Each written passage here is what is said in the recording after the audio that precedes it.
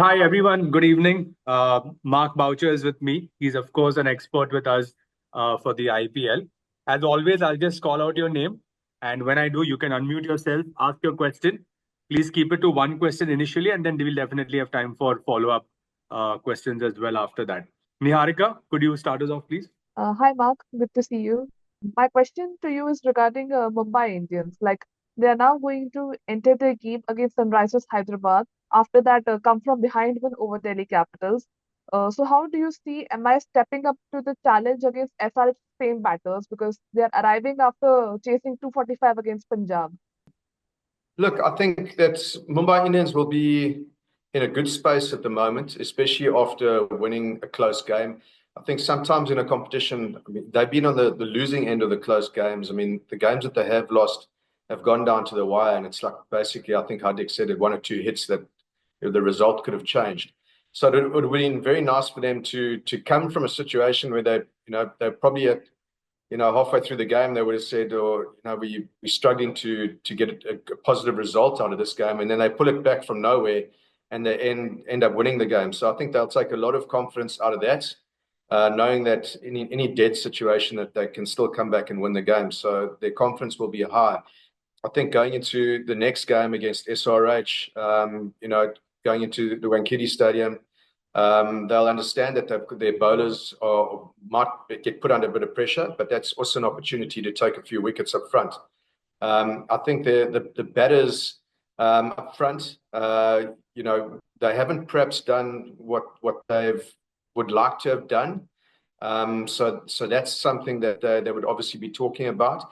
But I do think if they can get off to a decent start, then the middle order will really fire, because that middle order, especially with a guy like Tilak now, who after he was declared, he's come really good. And you got Surya, who's sort of played a couple of decent innings, but hasn't really kicked on from there. So he's got that ability. If he goes out and gets 90, then your side should win from that. Hardik's in good form as well. So I think there'll be a confident side at the moment in Mumbai, and almost hoping that this last win that sort of went against the grain would be something that could kickstart the 2025 IPL.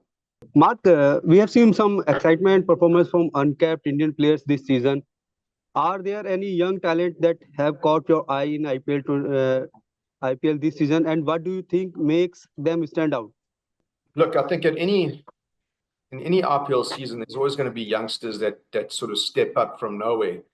The youngster from Kings Punjab, Arya, the innings that he played the other night that was something special. And and I'm not only talking about the shot selection that he had and the way that he took the game on. I think the situation that he was in, he was kept on losing wickets at the other end as well. But the bravery that he had to keep playing his game and keep putting the bowling side under pressure, is testament to where that youngster's mindset is. And sometimes kids like that, with a mindset like that, they've got a big future ahead of them. I've really enjoyed Rati as well from LSG. I think he's come onto the scene.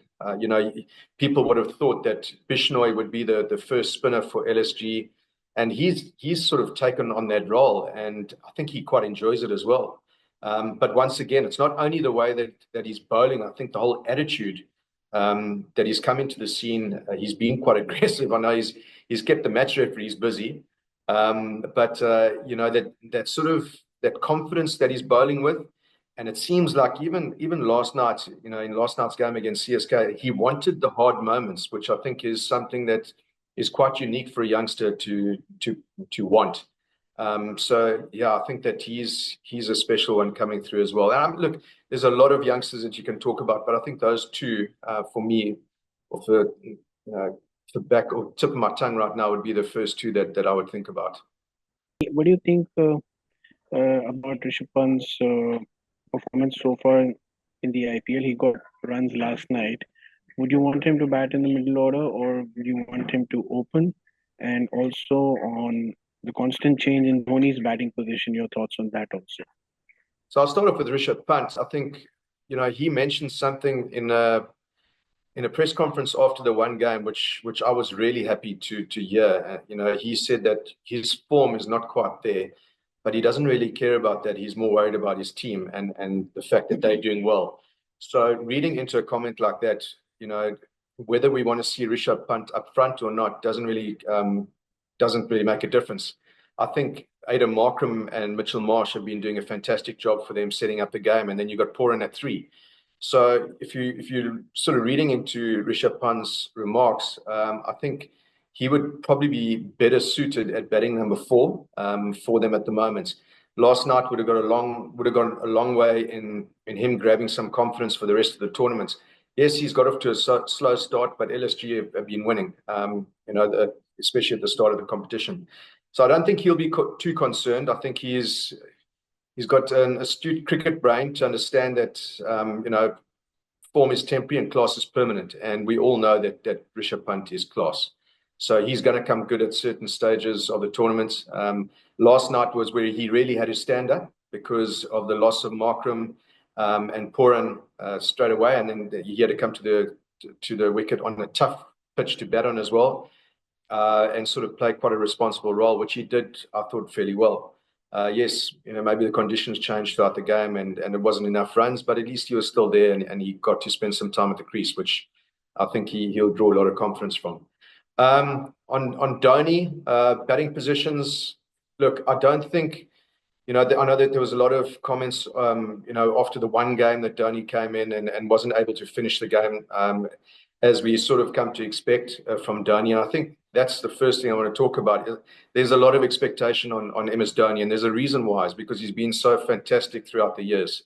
So, when a player walks to the crease and the crowds do that, they expect that level of expectation will always be there. Sometimes, it's just very difficult to be able to pull that off and please everyone. I think that what he has done, they've sort of earmarked areas of Chennai's game where they need to improve. I think he said it last night as well. I think, the spinners bowled really well, and the way that he captained them throughout the middle period, it almost gave you a sense of the old Chennai, the way that they were squeezing the game. And then from a batting perspective, he's obviously spoken to a couple of the batters, and they've got 1 or 2 youngsters in there. But the way that they went about things was far better, which ultimately, if your front mainline batters can bat for the majority of their innings, then the likes of a Dhoni become fantastic at the back end. It's almost like when he walked to the crease, they needed, 40, 50 runs. And who else would you want to go into a situation like that other than MS Dhoni? And he came and he proved why he's one of the best, if not the best finisher of a cricket game in world cricket. And I think, sometimes we put too much pressure on a guy like that who's walking into a situation which is not really his role.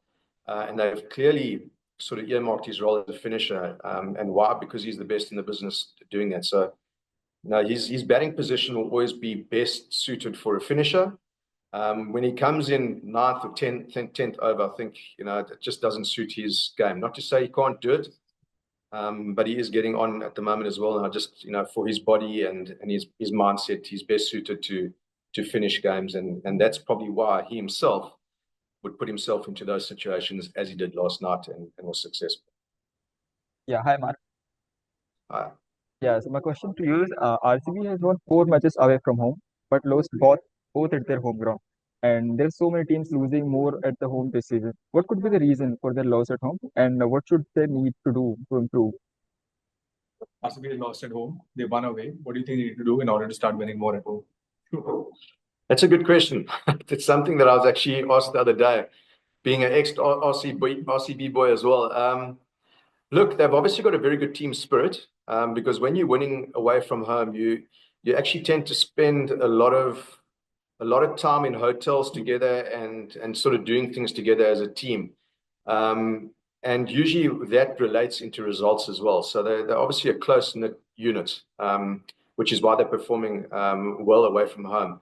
At home, this season, I think that the pitches have played a little bit different. I think if you look at RCB's batting lineup, especially with a guy like Phil Salt, I mean, he showed us so far what he can do and how he can put bowling sides under pressure. I don't think the pitches that they've played on at home have been as batting friendly as what they've been in the past. So that's something that I think that they could sort of read into. Whether that's going to change, I'm not too sure.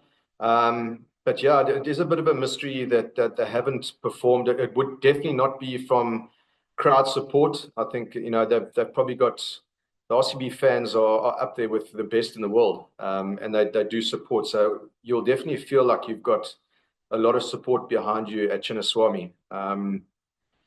Yeah, so it's a difficult one to put your finger on. Yeah, I would say for this reason only that the pitches have not sort of related to their strengths with what they have this season.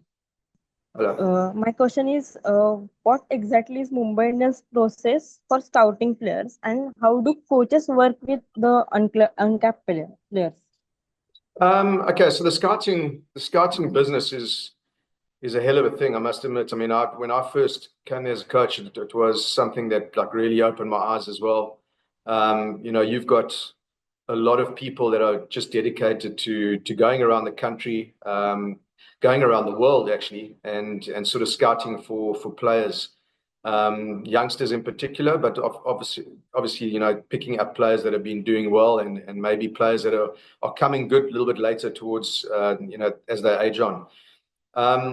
So yeah, we would sit down with a group of individuals who are experts as well, who have seen these players and followed their careers, and you basically get a group of close to 100 kids, and they come through to Mumbai, and we watch them play plenty of games. There's video analysis that goes on, which players are suited to what conditions, and we ask all the questions. And you speak to them, and you try to put them into a nice, relaxed environment where you'd want them to try and give the best opportunity for them to perform. Then we can sometimes select maybe 40 of them, and we take them to England or anywhere around the world where you see what they like on a daily basis, and how they perform under pressure and in different conditions. And then you work with them as well and try and obviously teach them about certain things and get coaches to have 1 or 2 meetings with them to buy into a Mumbai Indians philosophy and see how they respond with regards to all that information. So it's a very thorough selection of a group of individuals that sort of takes place. And then obviously, trying to work that down and water that down to maybe, 5 to 10 players that are probably going to go into the auction. And you sort of look at them and say, right, we feel that these guys are the youngsters that would be able to fill those positions that we potentially looking at. And, it's obviously been a very successful program for them that they've put a lot of time and effort into. And, you just have a look at a lot of the players that have come out of the scouting system. They've been fantastic in maybe their first year or second year.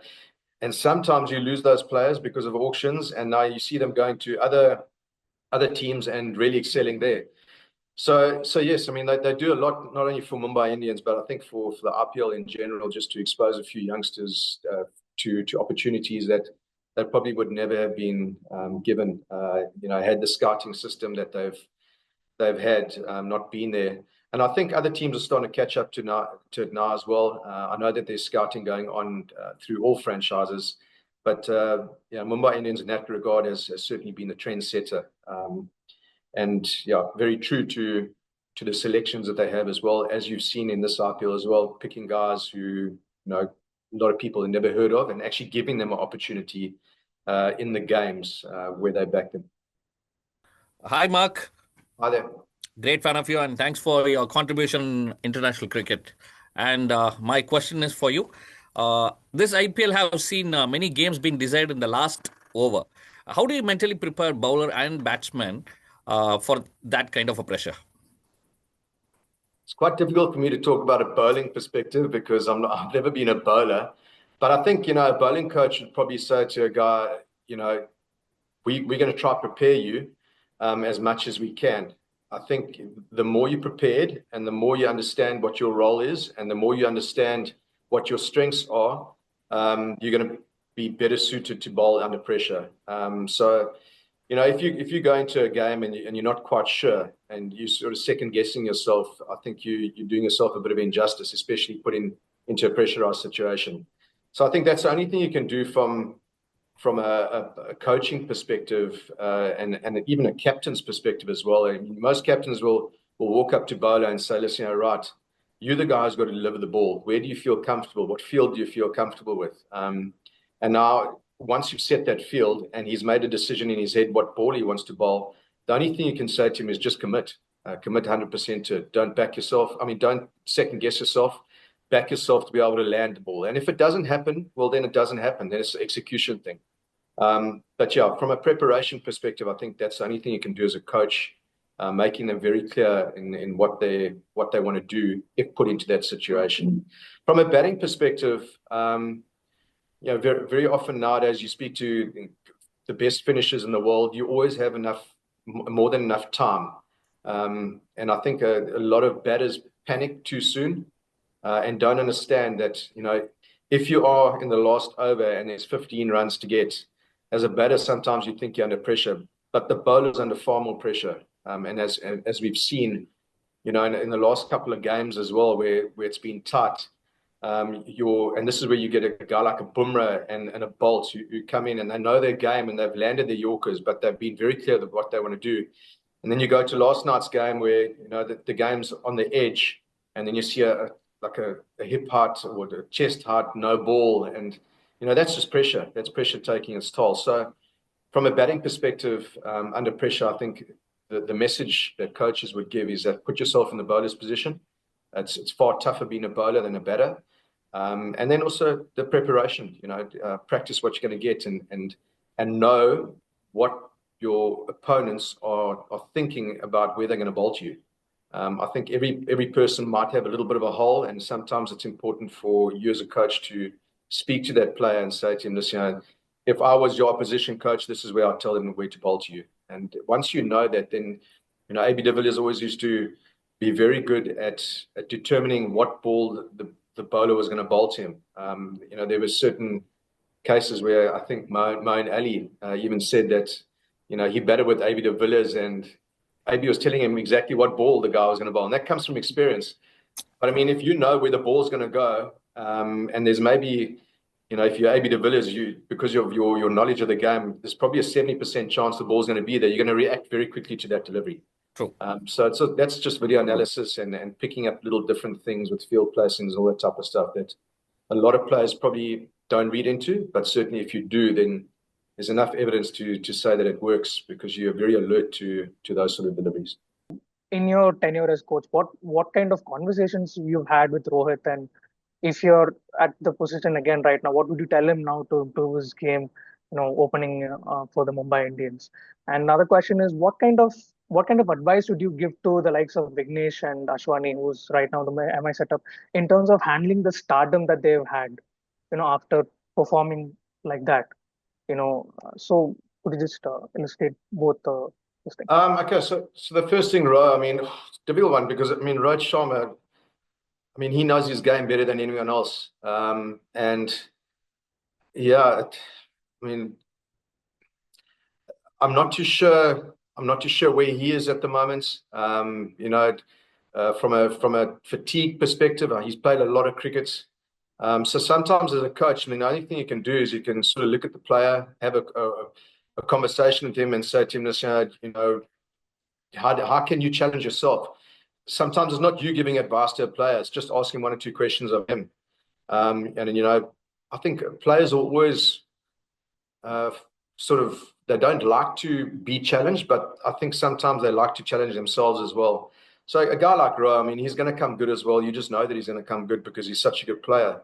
I would just sit down and have a coffee with him and say to him, listen, Ro, you're a fantastic player. What can we do to get you into a good space? Maybe play some videos of him smashing the ball all around the park, which happened a couple of months ago. Try get him into a good space and start getting the confidence building. Sometimes as a player, if you're going through a little bit of lack of form, and it might not even be form. He might be hitting the ball sweet in the nets. It's just not happening for him out in the middle. So maybe just that conversation alone will make him, sort of go like, I'm actually not in bad form. So I've just got to be patient and my good score will come. And when my good score comes, I'm going to really make it count. So yeah, he's been getting off to a start. I mean, he's got a couple of 15s and 20s, and then maybe got out in a situation where he's trying to take the game on. So it's just getting past the 20 and getting to 40, and then once he gets there, then then he's going to gain an extra bit of confidence. So it hasn't really. He hasn't been able to kick on. He's getting himself in, but he hasn't been able to kick on. And I think, yeah, it's a question that you might be able to ask him, just to say to him, listen, when you do get to 15 or 20, what is your plan after that? What's your next challenge? Just by asking him that alone, maybe something will click in his mind, and he'll go, okay, well, when I get to 15, what is my actual challenge now? So yeah, it's a tough one with Ro. I mean, he knows his game. I mean, he's been around the block for years and years and years. So he would have definitely been through this before, and learned from it, and he has come out on the other end. So maybe it's time for him to tap into his own little bank of experience and say, well, listen, Ro, you've been here before. I've got out of it. How did I get out of it? Maybe a little black book diary, have a look and say, okay, fine, this is how I did it, and this is how I'm going to go about it in the near future. So your question about the youngsters, eh? Yeah. I think, at the beginning of the competition, if you had said to, is it you're talking about Putur? Yeah. Both Vignesh and Ashwani, the stardom that. Yeah.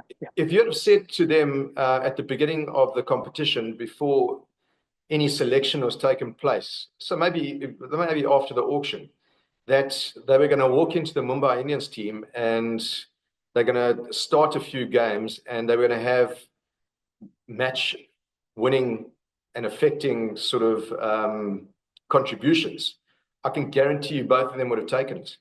And they've both walked into the team, and they've both done really well. Whether they carry on playing, I mean, there's other fantastic players. I mean, Bumrah comes back into the equation. The conditions might change. So does playing at Wankiti suit a left arm youngster spinner? Probably not.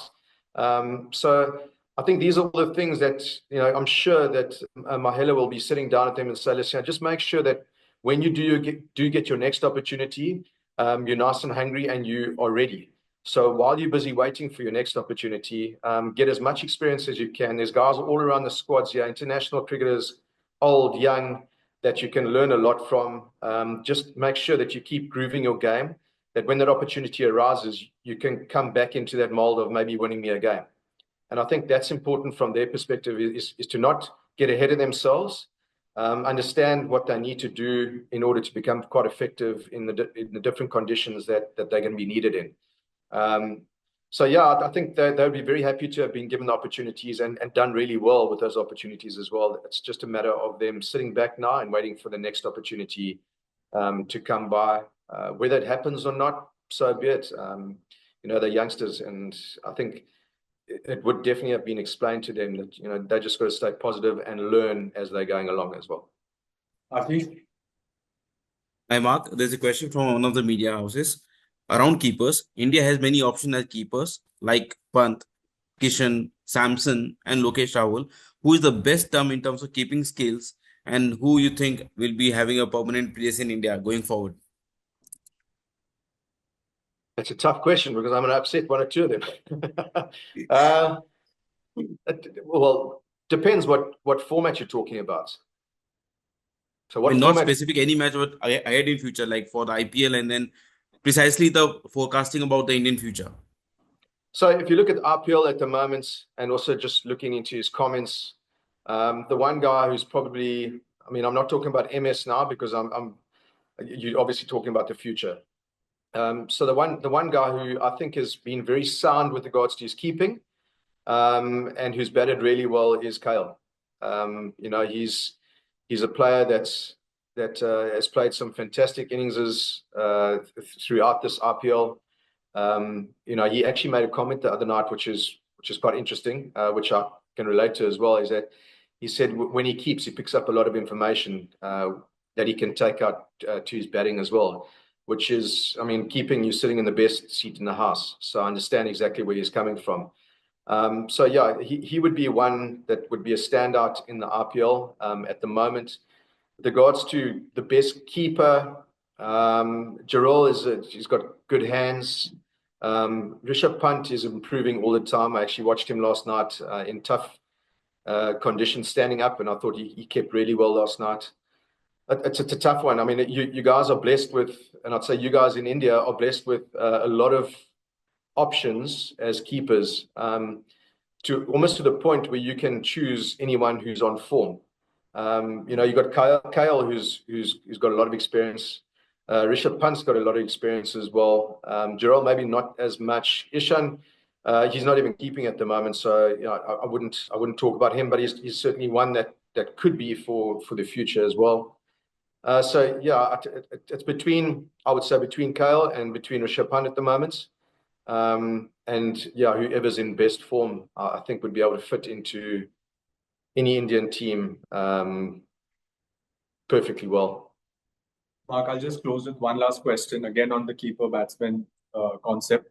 Do you think the IPL nurtures keeper batters, or has it been doing so over the years, or has the role of a specialist keeper kind of devolved as we have seen time go by, and the keeper batters take center stage? What's your opinion on that? So I think the yesteryears are gone, and we need to get over that. I think that a wicketkeeper nowadays is an all-rounder position. I think as a coach, especially as a wicket-keeping coach as well, I would certainly encourage keepers around the world to make sure that they put as much work into their keeping as their batting. I'd also say to them that you can't just be a wicketkeeper; you need to be able to bat nowadays as well. I just say that because I know that the one looks after the other as an all-rounder. So if you keep well, you're giving yourself the best chance to go out there and bat well. If you bat well, usually you carry that into your keeping because you're full of confidence as well. But if you drop a catch or two, you put yourself under pressure as a batter. So I think it's very much a 50-50 role at the moment. Not like the yesteryears where maybe it was 70-30. When you start coming to test cricket, I think you need to be more skillful wicketkeeper than maybe you can get away with in the shorter version of the game, say T20 and then even one-day cricket. But yeah, it's something that keepers need to hold on to, is the technical game, and for those reasons included.